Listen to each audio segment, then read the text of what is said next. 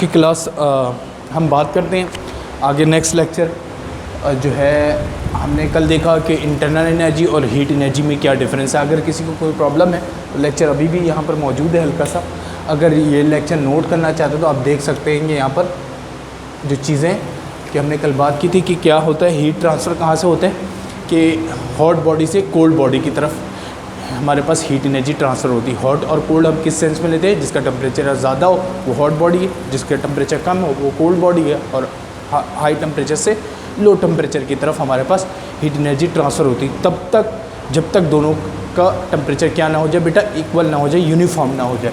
तो हमने यहाँ पर कंसिडर भी किया था और कल लेक्चर में भी देखा। जैसे हमारे पास कंसिडर करने एक एग्जांपल कि अगर हमारे पास एक हॉट कप ऑफ टी है और अगर हम उसको इस इन्वायरमेंट में, अपने रूम के इन्वायरमेंट में छोड़ दें तो होगा क्या कि उसमें से हीट एनर्जी निकलते जाएगी। कब तक? जब तक उस चाय या उस टी का टेम्परेचर इक्वल ना हो जाए इन्वायरमेंट, ठीक है ना। तब तक हमारे पास क्या रहते कि वो हमारे पास क्या होगा, हीट ट्रांसफ़र होती रहेगी। जब दोनों का टेम्परेचर सेम हो जाएगा उसके बाद हीट ट्रांसफ़र स्टॉप हो जाएगी। तो हम आगे चलते हैं कि इस लेक्चर से कि अब बात करेंगे हम टेम्परेचर की। अगर हम बात करें तो टेम्परेचर बेटा है क्या बेसिकली। अगर हम नॉर्मली खुद सोच के बोलते हैं कि हमारे पास टेम्परेचर क्या है, टेम्परेचर बेसिकली एक सेंस है। अगर हम नॉर्मली देखें तो degree of hotness and coldness है। ये degree of hotness and coldness हमारे सेंस के हिसाब से भी होते हैं सम टाइम, कि जैसे कि अगर हम बात करें कि इस टाइम पे, इस गर्मी के टाइम पे अगर हम पानी को देखें तो फ्रिज में रखते हैं तो सही है। अगर फ्रिज से निकाल के आपको कोई टैप वाटर दे दे तो आप कहते हैं यार ये गर्म पानी क्यों दे दिया, जबकि वो गर्म नहीं है, नॉर्मल है, ठीक है, रूम टेम्परेचर पर। इसी तरह अगर आपको कोई चाय दे तो चाय अगर हमारे पास वैसे जनरली गर्म होता है, अगर आपको वैसे ही निकाल के दे दे एक ऐसी चाय जो रूम टेम्परेचर पे है तो आपको कप में देगा, आप कहेंगे ठंडी चाय दे दो, जबकि वो ठंडी नहीं है, नॉर्मल है। तो इसका मतलब ये है कि ठंडा या गर्म होना ये हमारे सेंस के अंदर है कि कितना हम सेंस करते हैं कि कोई चीज़ गर्म होनी चाहिए। अगर वो उससे टेम्परेचर से कम है तो हम उसको कहते हैं वो ठंडी है। अगर किसी चीज़ को हम ठंडे कंसीडर करते हैं और अगर वो हमारे पास जैसे कि पानी ठंडा कंसीडर करते हैं नॉर्मल टेम्परेचर पर, हम उसे कह रहे हैं गर्म। लेकिन साइंस जो है वो बेसिकली जो चीज़ है टेम्परेचर, उसको एक हम ये सेंस के बेसिस पे उसको एक्सप्लेन नहीं कर सकते, हमें कोई ना कोई मेजर्ड वैल्यू देने पड़ता है। तो साइंटिफिकली कोई वैल्यूज़ देनी पड़ेंगी। तो बेसिकली साइंटिफिकली या माइक्रोस्कोपिकली हमारे पास टेम्परेचर है क्या कि हमारे पास the amount of energy for work in a system, ठीक है, the amount of energy for work in a system, ये हमारे पास कहलाता है बेसिकली एनर्जी। अगर एक सिस्टम के अंदर जितनी एनर्जी है वर्क करने के लिए वो हमारे पास कहलाएगी टेम्परेचर, ठीक है। या इसको हम दूसरे तरीके से भी एक्सप्लेन करते हैं कि हमारे पास जो एक लिक्विड है उसमें जितने भी मॉलिक्यूल्स है उसकी average kinetic energy of the system, जो उस सिस्टम के अंदर जितने भी मॉलिक्यूल्स हैं उनका जितना भी काइनेटिक एनर्जी है वो हमारे पास कहलाएगा average kinetic energy of the molecules in a system is called temperature. लेकिन आप सोच रहे होंगे सर ये भी तो एनर्जी है, टेम्परेचर एनर्जी है क्या? हाँ बिल्कुल। कैसे? हम इसको एक्सप्लेन कर सकते हैं कि देखिए हमारे पास अगर एक नॉर्मल मॉलिक्यूल्स लें, यहाँ पर हमारे पास दो मॉलिक्यूल ले लिया हमने, यहाँ पर ए इसके अंदर दो मॉलिक्यूल्स मौजूद हैं। ये नॉर्मल टेम्परेचर पे इनके दरमियान एक इंटरमॉलिक्यूलर स्पेस होगा, जैसे आपको पता है मॉलिक्यूल्स के दरमियान। जब हम इसको हीट करना शुरू करेंगे तो क्या होगा, मॉलिक्यूल्स जो है वो फास्ट वाइब्रेट करने लगेंगे, उनके दरमियान इंटरमॉलिक्यूलर स्पेस बढ़ जाएगा, ठीक है ना। वो क्यों बढ़ता है? क्योंकि हमारे पास उसकी एनर्जी बढ़ जाती है, ठीक है। वो लार्ज इंटरमॉलिक्यूलर स्पेस, या आप कह सकते हैं कि वो मूव करता है लार्ज मॉलिक्यूलर स्पेस के अंदर, तो हमारे पास उसकी एनर्जी बढ़ जाती है। किस वजह से? क्योंकि आप हीट करते हैं तो उसकी एनर्जी बढ़ गई। इसकी बहुत सिंपल सी एग्जांपल में देखते हैं कैसे। हमारे पास एक थर्मोमीटर देखें, एक थर्मोमीटर क्या होता है? थर्मोमीटर के नॉर्मली हम ले लें रूम टेम्परेचर पे है ये थर्मोमीटर, हम वैसे सेल्सियस स्केल में, लेकिन हमारे पास जो डॉक्टर के पास होता है वो फ़ारेनहाइट स्केल में होता है। हम इसको एक सेल्सियस स्केल थर्मोमीटर ले लेते हैं। ये हमारे पास 25 डिग्री सेल्सियस में मौजूद है। अब ये 25 डिग्री सेल्सियस में थर्मोमीटर मौजूद है, ये नॉर्मली रखा हुआ था डॉक्टर ने। एक बंदा आता है जिसका temperature normally body temperature 37 degree Celsius है। अब सोचो करता क्या है कि हम करते क्या है कि वो डॉक्टर उसके ये जो थर्मोमीटर है वो मुंह में रख देता है। तो क्या होता है, अब मुंह में रखने से क्या होगा कि उसका जो थर्मोमीटर है उसका एनवायरनमेंट डिफरेंट हो गया। अब एनवायरनमेंट डिफरेंट हुआ, क्या हुआ, उस बॉडी से उस थर्मोमीटर के अंदर एनर्जी जारी, क्या जारी, हीट एनर्जी, क्योंकि बॉडी आपका गर्म है थर्मोमीटर के मुकाबले में, अब क्या होगा, उसके अंदर जो मॉलिक्यूल्स हैं वो फास्ट एनर्जी मिलेगी तो वाइब्रेशन बढ़ेगी। तो वाइब्रेशन बढ़ने से हुआ क्या बेटा, इंटरमॉलिक्यूलर स्पेस बढ़ा। इंटरमॉलिक्यूलर स्पेस बढ़ने से हुआ क्या, हमारे पास एक्सपेंशन हो। तो क्या होगा कि मरकरी कुछ देर में लेवल राइज हो जाएगा। और डॉक्टर यहाँ पर शायद उसको पढ़े कि यहाँ पर 37 डिग्री सेल्सियस आ रहा है भाई आपका टेम्परेचर, ठीक है ना। तो हम 37 में ले लेते हैं अभी सेल्सियस में। तो 37 डिग्री सेल्सियस आपका टेम्परेचर आ रहा है। तो ये हुआ क्या, ये लेवल राइज किस वजह से हो रहा है बेटा, एनर्जी की वजह से। तो इनडायरेक्टली हम मेजर क्या कर रहे हैं, एनर्जी, ठीक है। तो हमारे पास ये जो हमारे पास एक्सपेंशन हुई है वो ड्यू टू एनर्जी हुई, और इस एक्सपेंशन के ज़रिए हम मेजर कर रहे हैं टेम्परेचर। अब ये एक्सपेंशन होती क्यों, ड्यू टू हीट एनर्जी। और ये फिनोमेना जो टेम्परेचर या हीट लेने के बाद किसी ऑब्जेक्ट का लेवल राइज हो जाना या उसकी डायमेंशन में इंक्रीज़ आ जाना, उसको हम कहते हैं बेटा थर्मल एक्सपेंशन। क्या कहते हैं, थर्मल एक्सपेंशन। तो हमारे पास ये कहलाती है थर्मल एक्सपेंशन। इसको हम डिटेल में भी डिस्कस करेंगे थर्मल एक्सपेंशन को, उससे हम आगे आते हैं। उससे आगे अगर हम डिस्कस करें तो हमारे पास नेक्स्ट जो टॉपिक है वो हमारे पास है टेम्परेचर स्केल। टेम्परेचर की हमने बात कर ली कि वो एक एवरेज एनर्जी है of the molecules in a system, और हमारे पास या हम उसको दूसरे तरीके से कह सकते हैं the amount of energy available for work in a system. तो हम आगे देखें टेम्परेचर स्केल में। तो टेम्परेचर स्केल में हमारे पास डिफरेंट 3 तरह के बेटा स्केल में हम टेम्परेचर मेजर करते हैं। नॉर्मली सेल्सियस स्केल आपने सुना है, दूसरा फ़ारेनहाइट स्केल, और तीसरा हमारे पास केल्विन स्केल, ठीक है। तो हम 2 स्केल के दरमियान अभी रिलेशन निकालने जा रहे हैं। केल्विन स्केल आपने बार बार सेल्सियस से केल्विन में कन्वर्ट किया है फर्स्ट ईयर के केमिस्ट्री में चैप्टर नंबर 2 के अंदर, ठीक है ना। तो क्या करते थे हम, 273 ऐड करते थे, उसको भी हम डिस्कस कर लेंगे, ठीक है। तो हम लेकिन अभी फ़ारेनहाइट और सेल्सियस स्केल के दरमियान रिलेशन निकालने जा रहे हैं कि उन दोनों के दरमियान रिलेशन क्या होता है। सेल्सियस और केल्विन में तो हमें थोड़ा बहुत पता है। ओके, हम यहाँ पर आएँ तो हमने एक इन दोनों के दरमियान रिलेशन निकालने के लिए हमने क्या किया कि एक 2 स्केल कंसिडर किए। एक सेल्सियस स्केल है, एक फ़ारेनहाइट स्केल है, ठीक है। एक फ़ारेनहाइट स्केल है हमारे पास। कैसे किया हमने कि हमने 2 थर्मोमीटर लिए, ठीक है। 2 थर्मोमीटर लिए। एक सेल्सियस थर्मोमीटर था जिसमें हमारे पास क्या किया हुआ था कि बहुत सारे मार्जिन्स दिए हुए थे। तो यहाँ पर हमारे पास कितनी स्केलिंग की गई होगी बेटा, ये 0। इसको कहाँ से लिया हुआ है, मेल्टिंग पॉइंट ऑफ वाटर से। Melting point of water 0 degree Celsius से लेकर ये हमारे पास बॉइलिंग पॉइंट ऑफ वाटर तक गया हुआ है 100 डिग्री सेल्सियस तक। तो इन टोटल डिजिट्स कितने, 100 है। तो हमारे पास इसके अंदर कितने हैं, 180।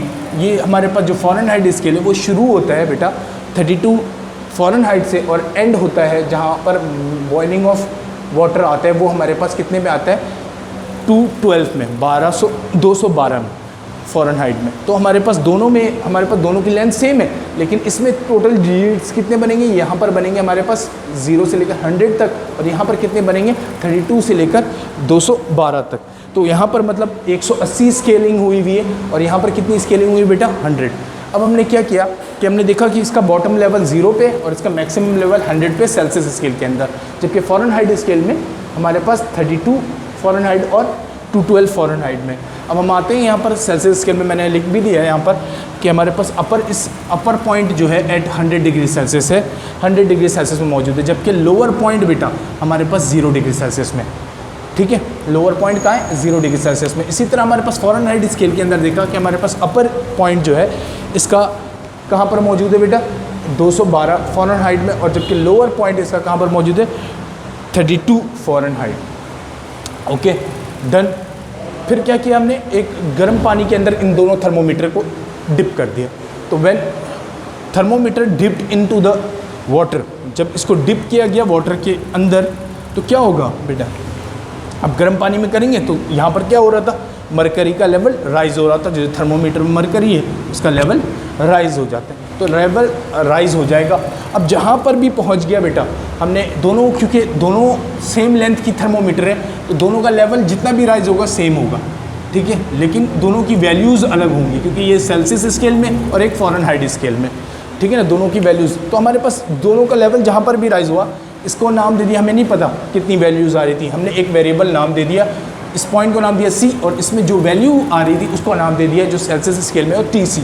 और इसी तरह हमारे पास फ़ारेनहाइट स्केल में C' और टेम्परेचर हमने क्या दे दिया, कोई वेरिएबल नाम दे दिया TF, ठीक है ना, टेम्परेचर इन फ़ारेनहाइट। अब हमने 2 पॉइंट्स, हमारे पास 3 पॉइंट्स आ गए। जो सेल्सियस स्केल के अंदर है ए, बी एंड सी, और हमारे पास फ़ारेनहाइट स्केल में A dash, B dash and C dash, वहाँ पर हमारे पास टेम्परेचर का भी, वैल्यूज़ का भी फ़र्क है। ओके, अब हमने क्या करना है कि इसकी वैल्यूज़ को फाइंड करना है। इसकी वैल्यूज़ को फाइंड करने गए, बहुत सिंपल तरीका मैथमेटिक्स, सिंपल मैथमेटिक्स लगाया है कि हमने क्या किया, ratio of mercury level rise in Celsius scale, जितना भी मरकरी लेवल राइज हुआ, ज़ीरो से हमने कंसिडर किया कि राइज हुआ TC तक, ठीक है, मतलब पानी में डिप किया, राइज हो गया। अब ये राइज यहाँ तक हुआ TC तक, और टोटल टू द मतलब divided by total length of the Celsius scale. कहाँ टोटल लेंथ कितना है बेटा, A से लेकर B तक, ठीक है, बराबर होगा, इज इक्वल टू, ठीक है, mercury level rise in Fahrenheit scale, कहाँ से बेटा 32 से लेकर कितना राइज हुआ है फ़ारेनहाइट में TF तक, और divided by two the total length of the Fahrenheit scale, मतलब टोटल लेंथ कहाँ से A डैश से बेटा B डैश तक। तो इन ये दोनों इक्वल होंगे, तो इन दोनों का रेशियो लेना है। तो हमने कैसे निकालना है, इन दोनों पॉइंट्स के दरमियान, इनके दरमियान कितनी वैल्यूज़ बन रही हैं, तो TC में से कितना माइनस कर दिया बेटा 0, ठीक है, तो हमारे पास ये पॉइंट्स आ जाएगा कि इसके दरमियान कितनी लेंथ बन रही है। तो हमने क्या किया कि C माइनस A, ठीक है, तो ये लेंथ आ जाएगी बेटा हमारे पास, to the divided by total length कितनी बेटा B माइनस A, है ना, टोटल लेंथ यहाँ से आएगी। इसी तरह इज़ इक्वल टू हमारे पास क्या है C dash minus A dash, ठीक है, ये हमारे पास राइज इन लेवल है, to the divided by B dash divided by A dash, ठीक है, माइनस A डैश, तो हमारे पास टोटल लेंथ आ गई। अब इन पॉइंट्स मिल गए A, C, B, A, इसी तरह हमारे पास डिफरेंट पॉइंट्स मिले। अब इनकी पॉइंट्स की वैल्यूज़ रखते हैं, वैल्यूज़ रखने गए तो बेटा देखो हमारे पास C पॉइंट पे वैल्यू क्या है, हमारे पास पहला पॉइंट है TC, है ना, और हमारे पास A पॉइंट पे वैल्यू क्या है बेटा सेल्सियस स्केल में 0, और फिर हम B पे गए, B की वैल्यू क्या है 100, जबकि हम A पे गए तो हमारे पास क्या है 0। अब हम आते C डैश की तरफ, C डैश की तरफ आए तो उसकी वैल्यू क्या है TF, बेटा हमने यहाँ रख दिया TF, ठीक है, माइनस A डैश कैसे बेटा 32, ठीक है, और हमारे पास B डैश कितना है 212 माइनस 32। अब इन वैल्यूज़ को रख दिया, हम सॉल्व कर लेते हैं सिंपल हम जब सॉल्व करेंगे TC यहाँ पर माइनस करेंगे तो यहाँ 100 बच जाएगा, सिर्फ यहाँ पर क्या बचा TF माइनस 32, और ऊपर में से यहाँ पर देखें हम 212 में से 32 माइनस करें तो हमारे पास 180 बचता है, तो 180 आ गया।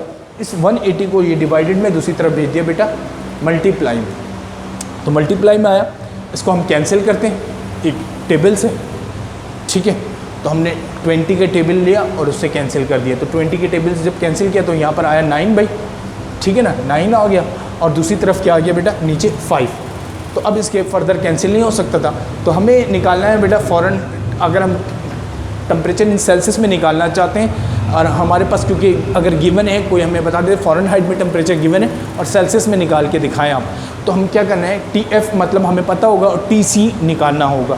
तो हमने क्या किया कि यहाँ से 5 और 9 को हटाना है, तो 5 डिवाइड में तो वहाँ जाके मल्टीप्लाई में, और 9 मल्टीप्लाई में था नीचे जाके डिवाइड, तो यहाँ पर क्या आ गया हमारे पास TC। अब आपको सिर्फ क्या बताना है कि कोई भी आपको वैल्यूज़ बता दे, टेम्परेचर इन फ़ारेनहाइट आप वैल्यूज़ रखेंगे, टेम्परेचर इन सेल्सियस निकाल सकेंगे। इसी तरीके से हमारे पास अब अगर हम इक्वेशन देखें तो हमने इसको इक्वेशन A बनाया हुआ बेटा, इक्वेशन A बनाया हुआ, इसको अगर दोबारा रीयूज़ करें इसी को, तो हमें अगर कोई सेल्सियस में टेम्परेचर दे और कहे फ़ारेनहाइट में कन्वर्ट करें, तो हमें क्या करना पड़ेगा, सिर्फ यहाँ से हम 32 को हटा दें तो TF अकेला हो जाएगा, TF निकाल सकेंगे हम, तो यहाँ से 32 माइनस का दूसरी तरफ भेज दे तो क्या हो जाएगा बेटा प्लस का हो जाएगा, तो temperature in Fahrenheit is equal to किसके हो जाएगा 9/5 TC प्लस 32।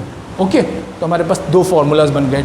अगर फ़ारेनहाइट में वैल्यूज़ गिवन है और सेल्सियस में निकालना है तो हमारे पास ये फार्मूला, अगर सेल्सियस में है तो हमारे पास अगर फ़ारेनहाइट में कन्वर्ट करना है तो ये फार्मूला, और अगर हमें केल्विन में कन्वर्ट करना हुआ हम कैसे कन्वर्ट करेंगे बेटा, सेल्सियस में जो भी वैल्यूज़, अगर हमारे पास कभी फ़ारेनहाइट में वैल्यूज़ दी गई तो फ़ारेनहाइट को वैल्यूज़ रखो फार्मूले में, सेल्सियस में कन्वर्ट हो जाएगा, उसमें कितना बेटा ऐड कर देंगे, सेल्सियस में अगर टेम्परेचर आपको पता हो और केल्विन में अगर कन्वर्ट करना हो तो हम कैसे करते हैं 273 ऐड कर देंगे।